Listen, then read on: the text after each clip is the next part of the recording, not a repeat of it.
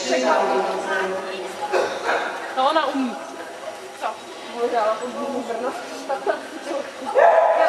Ten pes je skvělej. On se točí na obobortlíku. Snap, proč? Jsi křížila nebo?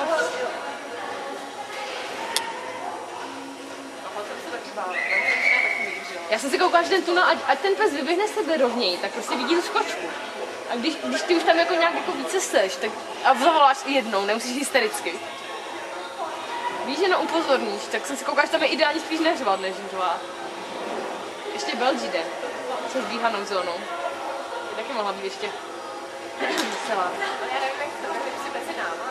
Tam už nikdo jiný nebyl na mě, kdo by nás časově mohl. Ještě tyhle východně.